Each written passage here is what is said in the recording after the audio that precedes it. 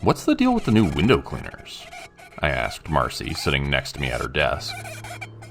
The gentle squeak of the squeegee against the glass was the same as usual. But something was odd. Why weren't the windows getting any cleaner? They were getting darker. Maybe they're using yesterday's water.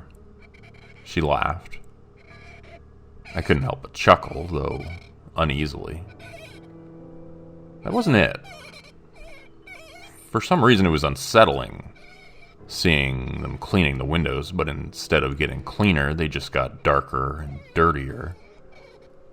And yet the window cleaner didn't stop. Didn't even slow down, just kept at it. "He's really making a mess of it out there," said Sam, the manager. He had come out from his office, and indeed now everyone was walking over towards the window and looking at it as it became darker and darker, more difficult to see through. I decided to give a quick knock on the window and ask the guy just what he thought he was doing. Didn't he realize he was painting our windows gray, almost black now, darker and darker by the second? I banged my knuckles against the glass next to where he was cleaning and looked out at him through the clear window pane. Pointing at the black windows, I said, "What the hell do you think you're doing exactly?" He saw me and walked over to the window where I stood. He stared at me blankly and then began to paint that window with his odd, darkening solution as well. This frightened me more than just a little bit, since up close I could see that this wasn't ordinary paint. I watched as each stroke with his squeegee seemed to dampen out the existence of everything outside.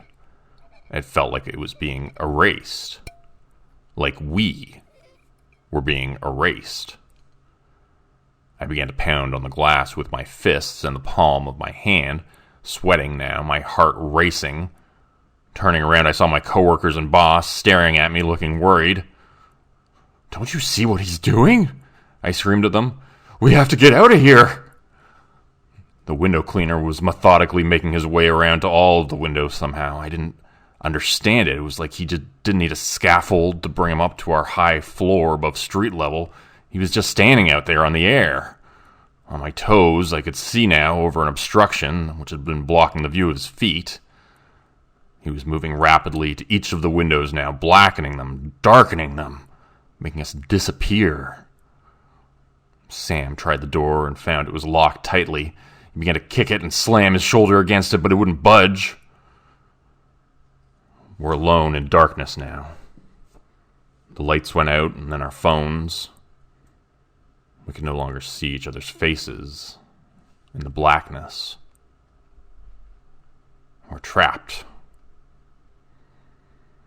Whatever you do, don't hire Midnight Glass Window Cleaning Company.